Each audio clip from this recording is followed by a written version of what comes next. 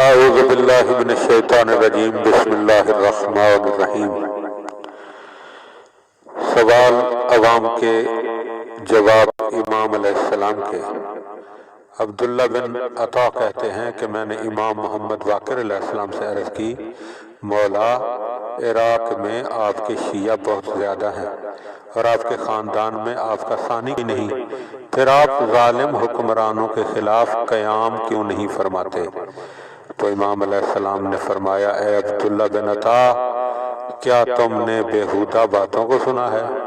خدا کی قسم میں وہ امام نہیں کہ جس نے قیام کرنا ہے۔ میں نے عرض کیا، پھر ہمارا صاحب قیام کرنے والا کون ہے؟ امام نے فرمایا، آگاہ رہو، جس کی ولادت لوگوں سے مخفی رہے وہ تمہارا آقا ہے۔ حقیقت یہ ہے کہ ہم میں سے جو کوئی بھی لوگوں میں معروف ہو، ہاتھ سے اس کی طرف اشارہ کیا جائے اور اس کے فضائل و اقوال لوگوں کی زبان پر ہوں، وہ ظلم و ستم سے یا خفیہ طور پر قتل کیا جائے گا۔ علامہ مجلسی علیہ رحمہ کہتے ہیں، امام کا مقصد یہ ہے کہ تم نے بعض بے علم شیعوں کی باتیں سن کر یہ یقین کر لیا ہے کہ ہمارے مددگار بہت زیادہ ہیں اور ان کی مدد سے قیام کریں، اور یہ کہ میں وہی قیام کرنے والا امام قائم آل محمد ہوں۔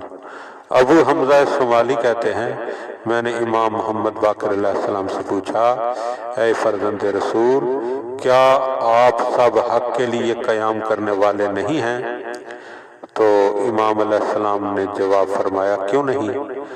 جناب ابو حمزہ صومالی نے عرض کیا، پھر کس لیے فقط امام مہدی کو ہی قائم کہا گیا ہے؟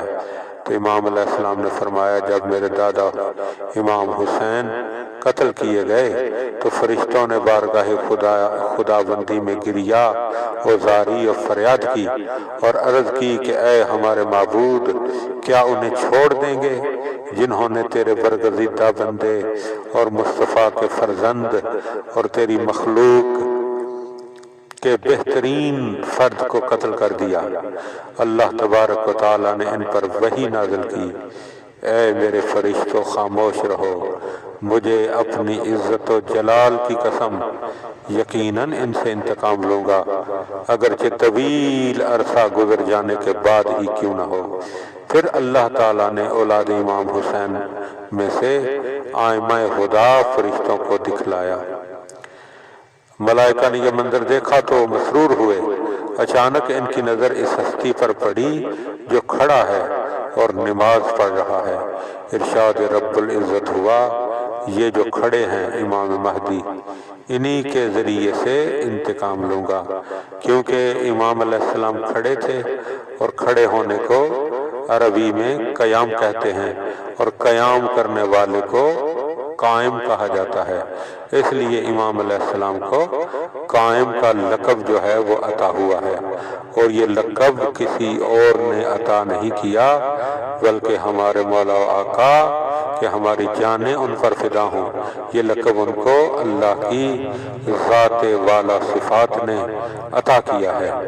دعا کیا کریں کہ خدا بند عالم ہمیں قائم آل محمد تک زندگی عطا کرے اور ہم اپنی آنکھوں سے مولا کے قیام کو دیکھ سکیں۔ اللہم صلی علی محمد و آل محمد۔